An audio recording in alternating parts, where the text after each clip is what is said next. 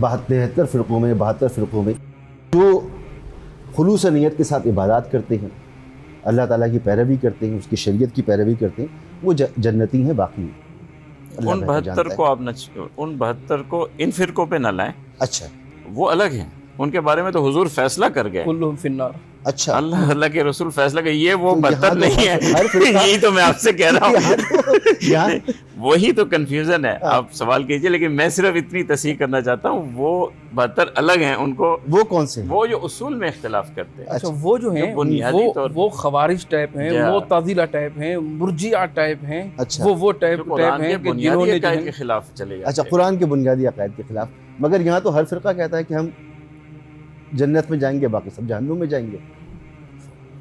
بسم اللہ الرحمن الرحیم. الحمدللہ رب العالمین، وصلی اللہ علی سیدنا و نبینا محمد و اہل بیتہ الطاہرین. رب اشرح لی صدری ویسر لی امری واحلل عقدۃ من لسانی یفقهوا قولی. اختلاف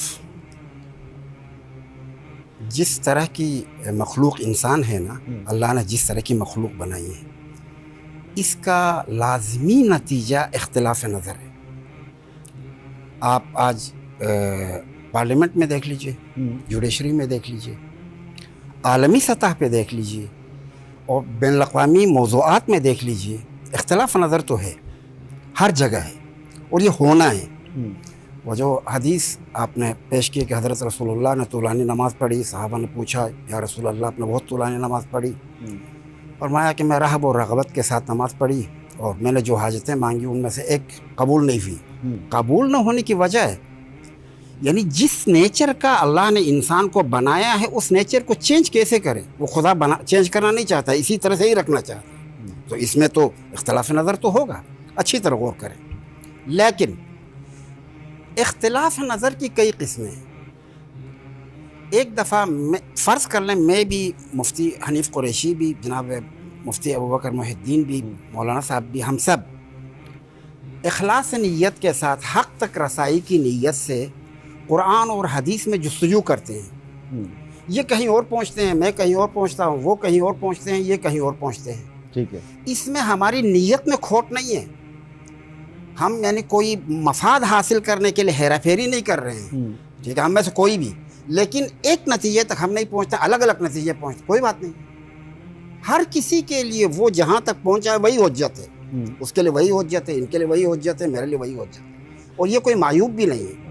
ٹھیک ہے، یہ معیوب اس لیے نہیں ہے کہ اسی کے نتیجے میں تو علم پروموٹ ہوگا، اسی کے نتیجے میں تو علم پھلے گا پھولے گا، اسی اختلاف کے نتیجے میں. ابھی میری بات آخر تک پہنچا دیں، بیچ میں نہ کاٹیں، ابھی بات ختم نہیں ہوئی ہے. میں نے ایک جہت دکھا دی. کبھی ایسا ہے کہ نہیں جان بوجھ کے کوئی تحریف یا تبدیل یا تغیر ایجاد کرتا ہے، یہ حرام ہے اور یہ خطرناک جرم ہے. جان بوجھ کے ایسا کرنا یہ خطرناک کام ہے. ٹھیک ہے، جیسے کہ کوئی مفاد ہے، اس مفاد کے خاطر جو واقعیت ہے اس سے انحراف کر کے کچھ اور پیش کر رہا ہے، یہ قابل معافی نہیں ہے اور یہ ناقابل معافی جرم ہے. کبھی اس طرح بھی اختلاف ہو سکتا ہے. ٹھیک ہے، کبھی یعنی کیا کہتے ہیں قصور ذاتی ہے کہ جس کے نتیجے میں اختلاف پیدا ہوتا ہے. کبھی تقصیر ہے، تقصیر یعنی کمی رکھ دی اس نے، یعنی اپنی جان بوجھ کے شعوری طور پہ، یہ جرم ہے اس کا اس طرح کرنے کا. درعین حال میں نے پہلی قسم کے بارے میں کہا کہ انسان معذور ہے، کوئی بات نہیں، لیکن درعین حال حضرت رسول اللہ صلی اللہ علیہ وآلہ وسلم نے آیات قرآنی کی روشنی میں منارے روشن کیے ہیں کہ آپ ان مناروں کے ذریعے سے حق تک پہنچ جائیے. مثلا یہ آیت جس کی طرف مولانا صاحب نے اشارہ کیا، وَاعْتَصِمُوا بِحَبْلِ اللَّهِ وَلَا تَفَرَّقُوا، حبل اللہ سے جڑے رہو اور اس حبل اللہ کو چھوڑ کر کوئی نیا فرقہ نہ بناؤ. یہ اسی یعنی عمدی اور کیا کہتے ہیں ارادی اختلاف کی طرف اشارہ ہے. ٹھیک ہے، یعنی آپ عمدن اور ارادتاً اس حبل اللہ کو چھوڑ کر کوئی اور راستہ اختیار نہ کرو. سوال کرنا چاہ رہا ابھی میری بات ابھی جب تک ختم نہیں ہوگی آپ کا سوال کرنے نہیں. چلیے ٹھیک ہے، یعنی آپ کوئی ارادتاً ایسا کام نہ کرو. رہ گئی یہ کہ حبل اللہ کیا چیز ہے. دو چیزیں روایات کے مطابق قطعاً حبل اللہ ہے. ایک قرآن مجید، ٹھیک ہے. قرآن مجید قطعاً حبل اللہ ہے, اور بعض روایات میں اس کی طرف اشارہ بھی حبل اللہ الممدود من السماء الى الارض, یہ روایت میں. اور دوسرا اہل البیت علیہم السلام حبل اللہ ہے, اس میں بھی کوئی اختلاف نہیں ہے. تمام مسلمانوں کے پاس متفق علیہ احادیث موجود ہیں, ان احادیث کی روشنی میں کوئی انکار نہیں کرے گا کہ اہل البیت علیہم السلام حبل اللہ ہے. اسی طرح سے پیغمبر اکرم صلی اللہ علیہ وآلہ وسلم نے حدیث ثقلین میں اور حدیث سفینہ میں فرمایا کہ مثل اہل بیتی کمثل سفینۃ نوح من رکبہا نجا.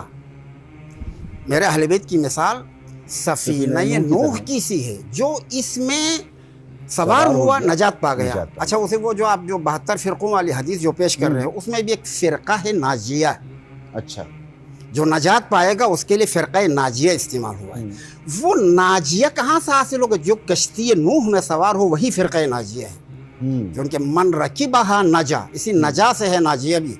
نجا فعل ماضی ہے اور ناجیہ اسم فاعل ہے, یعنی وہ نجا سے ہے. ما انا علیہ و اصحابی, آپ بھلے وہ ما انا علیہ و اصحابی میرے خیال میں سند کے اعتبار سے اس حدیث سفینہ کا ہم وزن نہیں ہے. حدیث سفینہ بہت وزنی ہے, یعنی اس میں کوئی اختلاف نہیں ہے, کوئی شک و شبہ نہیں ہے. یہ سند کے اعتبار سے بہت متقن ہے. ٹھیک ہے. ما انا علیہ و اصحابی کا میں منکر نہیں ہوں, ٹھیک ہے, میں اس کا انکار نہیں کرتا ہوں.